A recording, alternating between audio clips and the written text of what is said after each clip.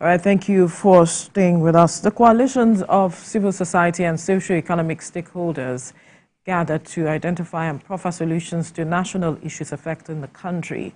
According to the convener, Razak Olokoba, the meeting aims at examining the state of the country in an atmosphere devoid of rancour and with the mindset free from political, ethnic, sectional, and religious biases. He also said, like other countries in the world faced with severe economic challenges, Nigeria's challenge can be addressed through joint effort. We have more in this report.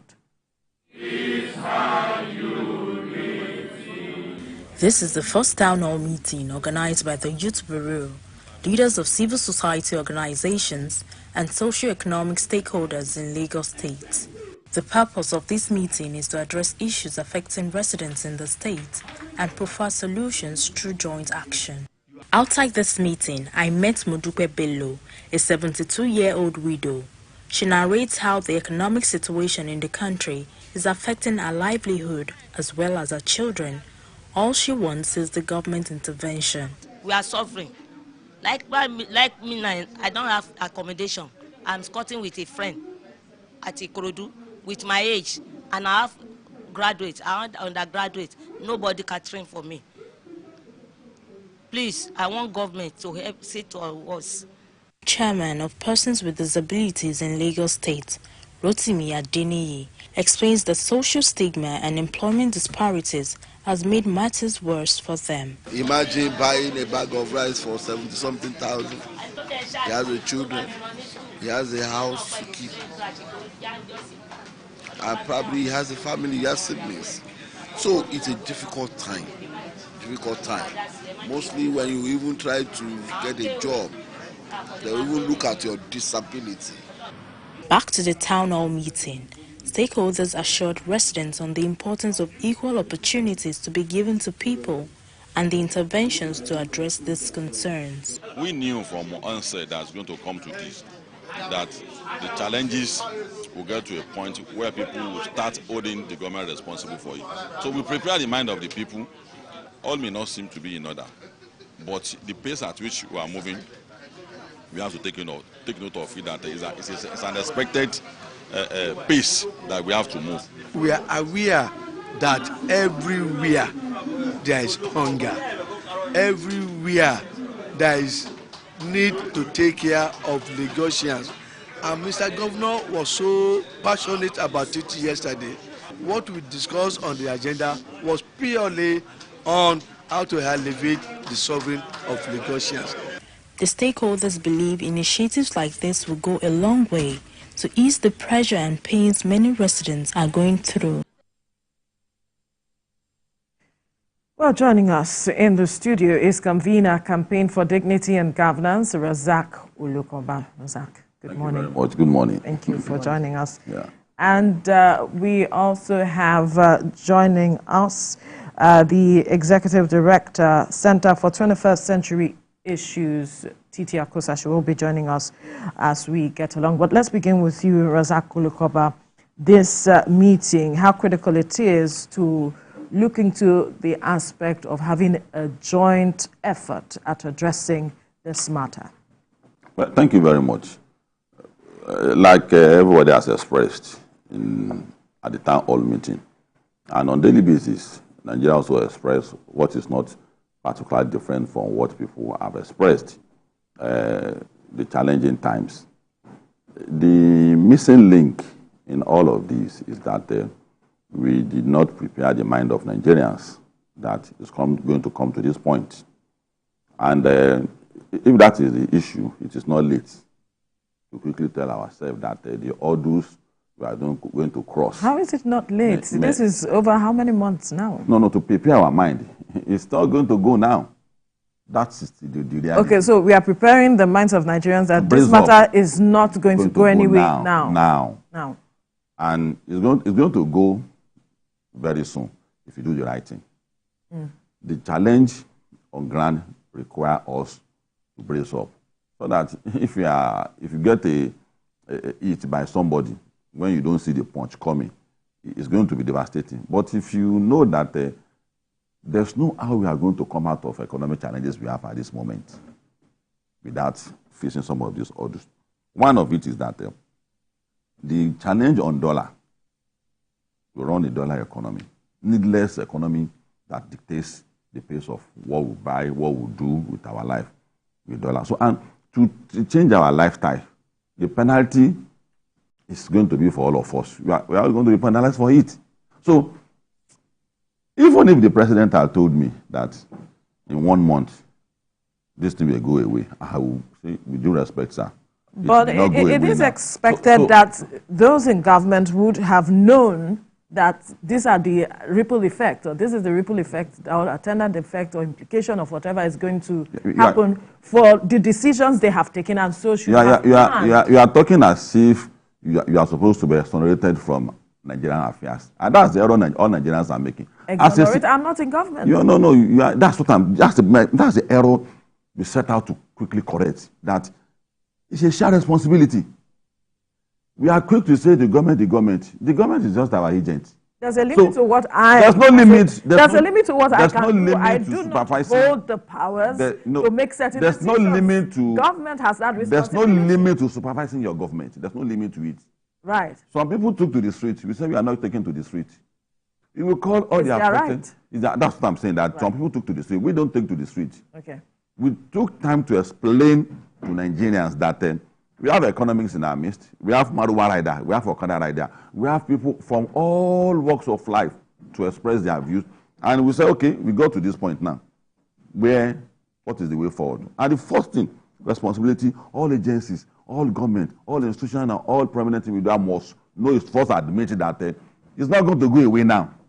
And you can't hold, no matter the resentment, no matter the disagreement anybody have with the president or the political party, the moment it comes to Nigeria matter, let's face the reality. And that should be the most patriotic thing all of us must do in the world. Again, I'll go back to the question. Flowing from that. Let me go back to the question I asked earlier. Shouldn't the government have prepared for the attendant implication of all that we are seeing? When government was coming on board, any economist that told you that there's a set policy that when they get it, it's going to work immediately, the person is deceiving us, because every policy is experimental. If it works, fine. If it didn't work, you have to put your head together with the president. Should we be experimenting at this point? No. If you want to solve problem, the problem you want to solve is alien to you. The question of removal of subsidy, which is what people do all over the world. Subsidy give people. So if you remove subsidy, how to cushion the effect of subsidy? It's experimental. That's the reality. So to solve security challenges, anything you want to do now is experimental. Anything you want to do, there's not automatic policy in the world anyway. That's why the country keep changing policies and policies. So if a policy fails and you see the genuine effort of the government, don't hold them responsible. What you do is to hold them responsible? Yes. Why will you hold government responsible for failure of policy? And that's the error you are making. Why shouldn't you hold them responsible? You are talking as if you are not part of this whole process. Don't separate yourself from what is going on. I will separate myself because you are doing that. I was not part of those who decided on the policies. This government is, okay, I thought you are not part of the people who created the problem. This government is not part of the people who created the problem. And in solving it, you must be in the driving seat. How am I part of those who created the problem? No, I'm not saying you are part of it. I thought you wanted to say you are not part of it. I wanted to say the government is also part of it. What we want to achieve by our own town hall meeting is to tell ourselves that if we want to come out of this, it's a shared responsibility.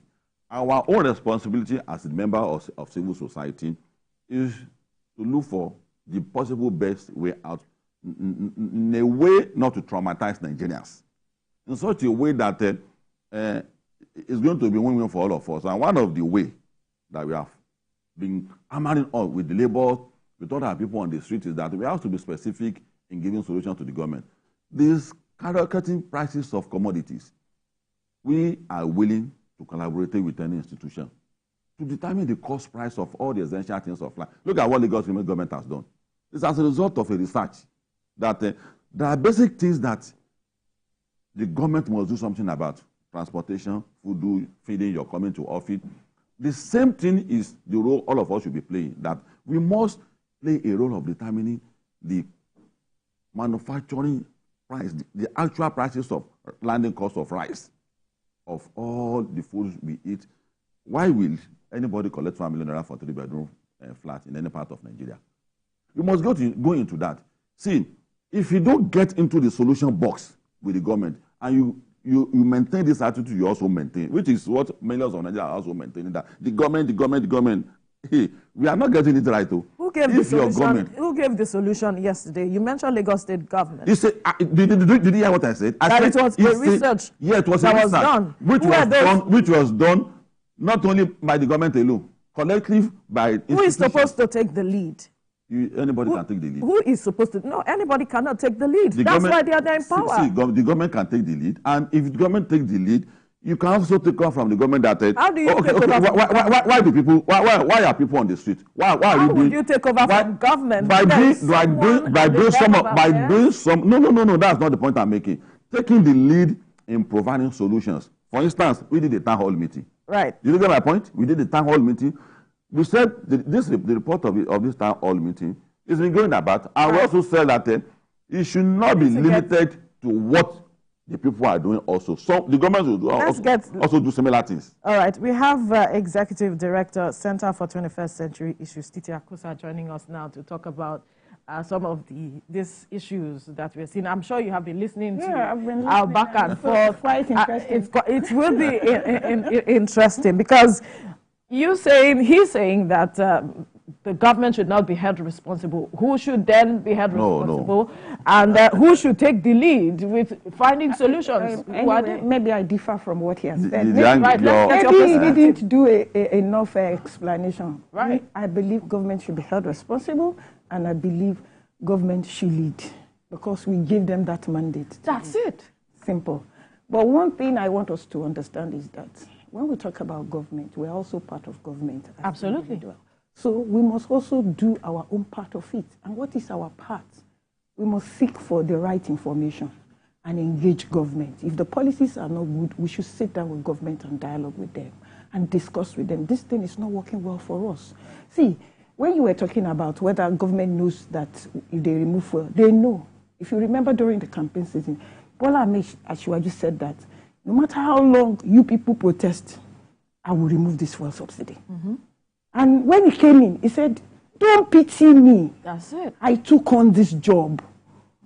Do you know what that means? Is that puts me on my toes. Means he has everything prepared and planned he has, towards the removal. Yes, he had preparations. But you see, just like I always say, theory and practice, they are not the same. You have theorized, you have put the plans in place. But when you start implementing, when things change, you readjust. And that is why you see every day government is having meetings upon meetings. See, let me tell you what. But if you look at believe that if you look at the papers this morning, the president has said that he's not going back on the policies he has put in place. See, he is on that table. This is the first time he's becoming president. And this is the first time he's coming face to face with all that has transpired before he came in. So the position you took when you were doing campaign can be slightly altered when you get into the real arena of it. He's in the middle of it. Everybody is looking up onto him, and he knows that. I want to believe, honestly, I don't know if that is what actually happens. The man wants us to put him on the stool so that he can bring out his own best. You see, some people bring out their best in crises and challenges like this because I know he knows that these challenges are coming on and he's taking them one at a time. Right. See, the truth of the matter is that every Nigerian has said that if we don't remove fuel subsidy now, don't deal with the issue of the Naira, there is no way we are going to develop. So he is bold to take it on. We all know that there will be challenges. Yes, there will be, and we're already seeing it. And if there are challenges, there will be solutions. And they are on it every day, having meetings. There is no state government that is not having meetings. There is no state government that is not rolling out policies, rolling out palliative. Even at the federal government, you saw that before they said they were doing, trying to look at the register and everything. Social register. Social register. And before you know it, 2 days ago, they said, we are going to pay directly. Yes. I'm sure this is not something they wanted to do. But because of all the challenges, they felt the ripple effect. If we really adjust this way, it will help more of our people. See, let me tell you, We are in a challenge. We are in a crisis. And let me tell you, whatever comes your way, it will bring out the best in you. For some people it may not bring out the best. But the way I am seeing this administration respond to issues on a daily basis, I think they're on top of this matter. I'm telling you, this is the way I see it. Notwithstanding the fact that Nigerian people are suffering, they are crying, yes. The reason why they need to do so is to let government know what is happening. If they don't cry, government will not know what is happening. So they are crying. It's right. It is their fundamental right to tell government, we are not happy. This policy is not helping. Yes, fuel subsidy, removal of subsidy will not help anybody, and they have said it. So we know. So whichever way we as individuals need to adjust, we will adjust. And we will see how we can work and support government to see that this challenge, we deal with it, and then it becomes a win-win for all of us. Now, let me come back to you, Razak. The meeting was to proffer solution, identify and proffer solution to the national issues, and you're looking at how people, stakeholders can come together and work with government. Talk to us about how stakeholders can be part of this effort, such that every Nigerian feel the impact. We saw the pictures of persons there talking about a particular woman, 75-year-old. She's sharing an apartment with a friend, and the stories are enormous. If you go on social media, you see some people fainting. People have to gather together and say, take food. If you look at the papers this morning, in Niger State, it was reported that youths actually attacked a truck and, were taking food items. The stories are just diverse there with regards to the situation. So how can stakeholders come in to support government? Thank you very much. If you rewatch your intro again, I said to come out of this is a shared responsibility. But you now said that, are you saying we should not hold government responsible? I didn't say we should not. I've always been holding government responsible for that. But we all have that aspect. But I said that we must wear a new toga as a citizens. That are assigned responsibility that people have, which you who may want to disagree with, that either at peacetime or at wartime, that we must not fail to fulfill our responsibility, which is to supervise your government. If your government is doing fine, then you encourage that government to keep doing it. If the government is not doing the right thing, then you stand up and do something similar to what you have done. Some people have taken to the street. I would say, we've been taken to the street all the days of our life. We got to a time when we must allow the government to explain what it's up to. And what the government is up to is to encourage them to be more engaging. Like she has said, that the government is doing a lot of things, but Nigerians are not aware. There are things that must germinate before it gets to the people. If you are aware, you won't be that angry. But when you are not aware of certain things the government are doing, there's a tendency that Nigerians will keep getting angry with the government. So we want the government to open up more. We want the government to open more platform or explanation. Probably, maybe the president himself to create more what he initiated in Lagos. Sanwo-Olu goes about every 3 months or 6 months to do a town hall meeting. It comes now. It tells people that you understand the pains that people are going through. It is from that the decision he took yesterday came out from. And that's the point I'm making. That he's been engaging, he's been talking to people. This government should do also more of that.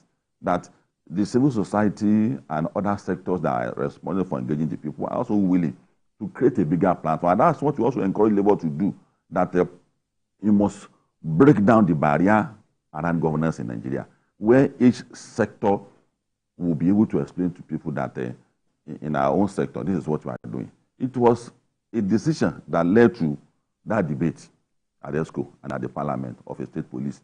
It was a decision. So it didn't just happen overnight. So the process that led to it, if people who have been condemning the government about insecurity and known about those steps that the federal government is taking to say that each state should fend for itself on security matters, nobody will be talking about government is not doing anything about security. And so we need more of that. And that was why we had to do that town hall meeting. We are not going to stop at that. We are going to even go to Abuja. We are going to be going to regions and we'll be collecting our report. The economics that came into our midst, which is the area Nigerians don't want me to push to them, that we also have a hand in all of this. That's why I asked you, so how do Nigerians come in? It looks to me that this skyrocketing prices of things appear strange. and it might be an inciting economic weapon against the government, because you will go there to price commodity, to come back and take money and go back and buy it. They will say they have added 20,000 naira. That's very strange. That's not our... So are you agreeing with the Vice President that there are saboteurs involved? There are saboteurs. If you take a subsidy away from people who are making from it, they are not going to keep quiet. People who lost government, people who lost election. And also, the dollar thing is a huge business. It has been internationalized by people who do such business in Nigeria. They are not going to fold their arms. So, but like you have said, that they should brace up for it. And the way government has braced up for the challenges that come is the same way Nigerians also brace up for it, which is what citizens like you and other Nigerians don't want to listen to. No, we just want solution after 1 month of... How should they brace up for it? That hard times are coming. That the hard times coming. So what should the moment you fold that, you have to know that the moment you watch your government go to the point we are today, when solution will come, the policies that will follow that solution will definitely affect Nigerians. And that is why government, I encourage that government should not be held responsible, which is what you say. You are saying no. If you remove subsidy, when people feel the pain, they will feel the pain. Will you now hold responsible Nigerians for... that you're asking to brace up for the difficult and challenging times coming, what should they do for those times? No, that the challenges are coming. For instance, embrace government policies. Stop importation of products. They should embrace it. As long as we import products outside Nigeria, stop saying that Tinubu will not handle well for banning importation of goods. Those are part of the ways to brace up for it. Then, needless increase in price of products by many of us. So why are we doing that? So those are small pecks of things that we must identify that affect Nigerians. That's why I say it's a shared responsibility. It's not only about government. There's no price control agency, because before price control agency must come, you must lay a template and preamble for it. So go after those who are these saboteurs, who are making life difficult, not just for Nigerians, but also not allowing the policies that government is putting in place. All of us must be more engaging. Tell Nigerians too, who are doing that you should stop discriminating in price of their product that Who should go after them? That's the question. No. Before you go after them, there must be an attempt by all of us to first ascertain what, because they have their own reasons. Do people have choices as it is? No, I'm not talking about the people now. What I'm saying that there's a preamble for getting to going after them. The first thing is to first establish the cost price of all those products before you determine whether they are wrong or right. And that is why I am putting the task before labor and organizations like us, with all the agencies that are relevant to it, that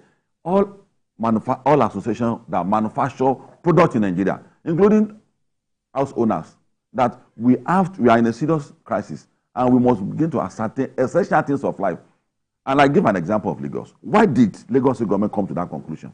Transportation, coming to office. He said he's going to initiate another food up, similar to what he has in motion. Federal government should do something like that too. But before it comes to that kind of situation, all of us must take that bold step of knowing the actual price of all those products.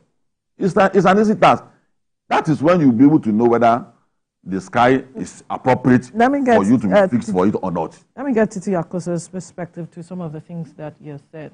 He has said that we should come in, take responsibility, embrace government policies, and I'm wondering if Nigerians had any other choice than to embrace it. We don't have any other choice. As it is. One of the most important choices we have is also to help government understand where these policies are not working, and then they find an appropriate measures to address it.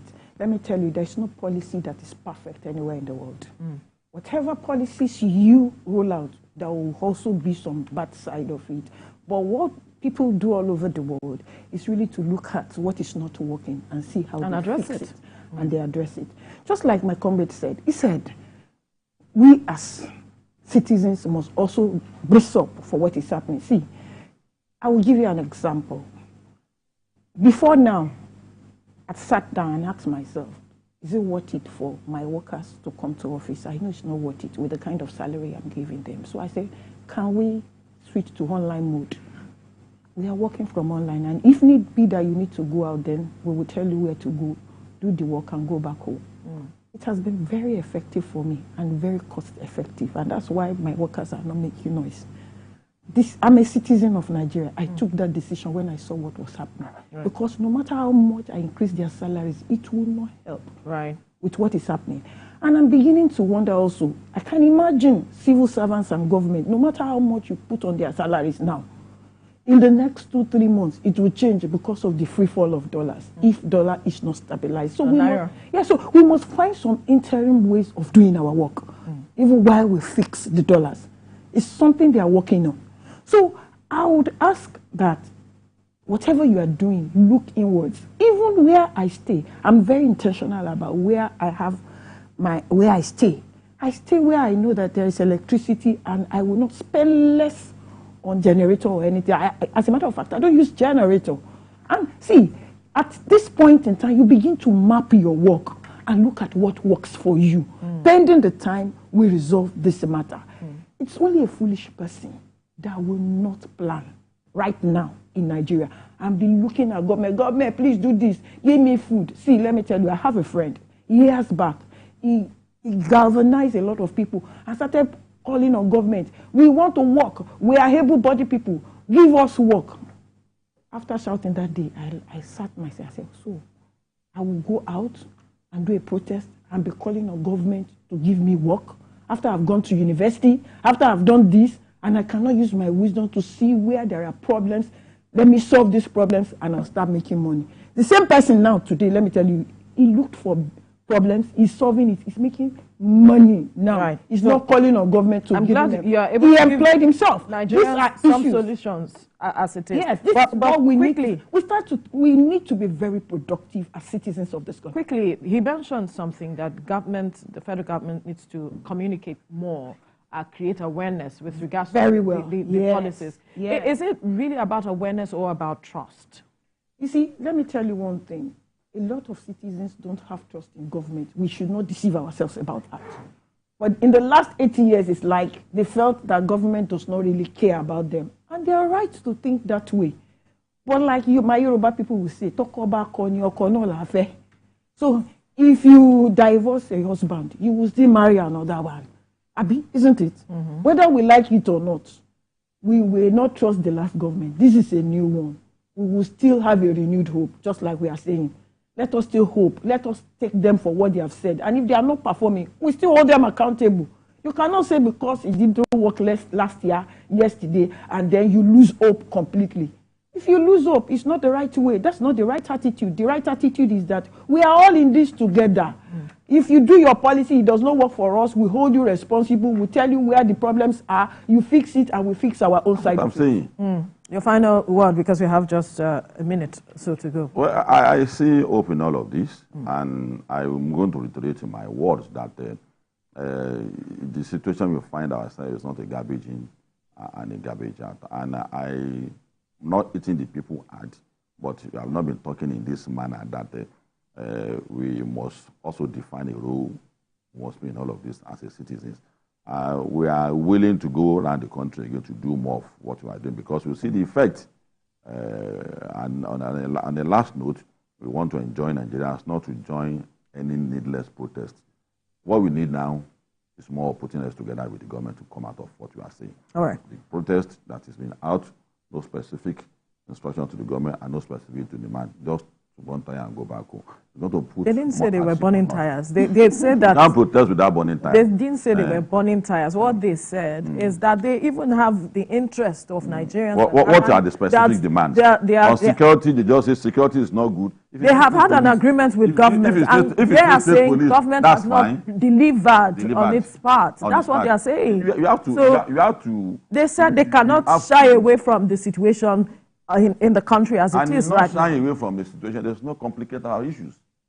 They don't believe they are complicating the issues. It's their right. I believe they are complicating issues. It's their right. Because protest must we have to leave the conversation here. What are the demands? We have to leave the conversation here. On security. Thank you, Campaign for Dignity and Governance convener Razak Olokoba, as well as Executive Director, Center for 21st Century Issues, Tifi Akosa, for your time on the program. Thank you very much. Welcome. Right, still to come on the show.